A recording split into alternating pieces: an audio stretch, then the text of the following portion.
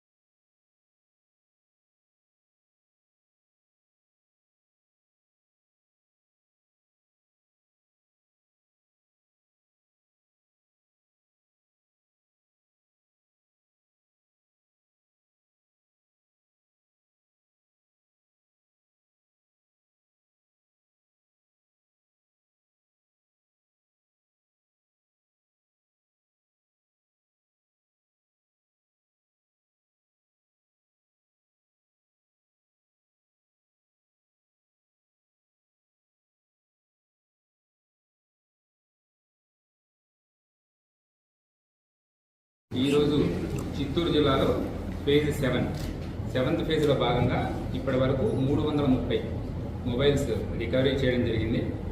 So ఇవన్నీ కూడా వాటి ఓనర్స్ వేరియస్ ప్లేసెస్లో పోవడం కానీ లేకపోతే థెఫ్ట్ జరగడం కానీ జరిగిన తర్వాత మన చాట్ బాట్ ద్వారా వాట్సాప్లో మెసేజ్ పంపి ఫామ్ ఫిల్ చేసిన తర్వాత వాటన్నిటిని కూడా లాస్ట్ ఆల్మోస్ట్ 35 డేస్లో రికవరీ చేసి మీ ముందు పెట్టడం జరిగింది. ఇప్పుడు వాటి ఓనర్స్ ఎవరైతే ఉంటారో వాళ్ళకి మనం ఎటువంటి ఎఫ్ఐఆర్ ఏమీ లేకుండా కూడా ఓనర్స్కి వాళ్ళు జస్ట్ ఐఎంఈఐ నెంబరు నెక్స్ట్ దాని డీటెయిల్స్ ప్రొవైడ్ చేసిన తర్వాత దానికి మనం వాళ్ళకి అందజేయడం జరుగుతుంది.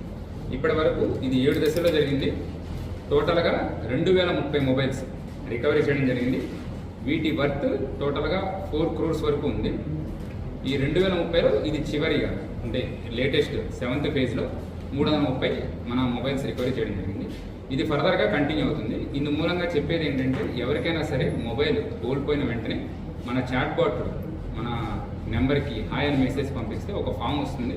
ఆ గూగుల్ ఫామ్స్లో డీటెయిల్స్ ఫిల్ చేసినట్లయితే మేము వాటిని రెగ్యులర్గా ట్రాక్ చేస్తుంటాం అండ్ వీటన్నిటిని కూడా రికవరీ చేసి వాటి ఒరిజినల్ ఓనర్స్కి రిస్టోర్ చేయడం జరుగుతుంది. Thank you. హాఫ్ డే తర్వాత రియలైజ్ అయి ఉంటారు. సో అవన్నీ అయిపోయిన తర్వాత మన పోలీస్ స్టేషన్ దగ్గరికి వచ్చి కానీ లేకపోతే చాట్ బాట్ గురించి తెలిసి కానీ దానిలో ఐఎంఈఐ డీటెయిల్స్, ఫోన్ మోడలు, వాళ్ళ పేరు, ఆల్టర్నేట్ మొబైల్ నెంబరు వీటన్నిటిని అప్డేట్ చేయడం ద్వారా మనం వీటిని రికవరీ చేసి ఒరిజినల్ ఓనర్ని ట్రేస్ చేసి వాళ్ళని పిలిపించి ఇవ్వడం జరుగుతుంది. India 29 States News. Please support my channel, like, share and subscribe my channel.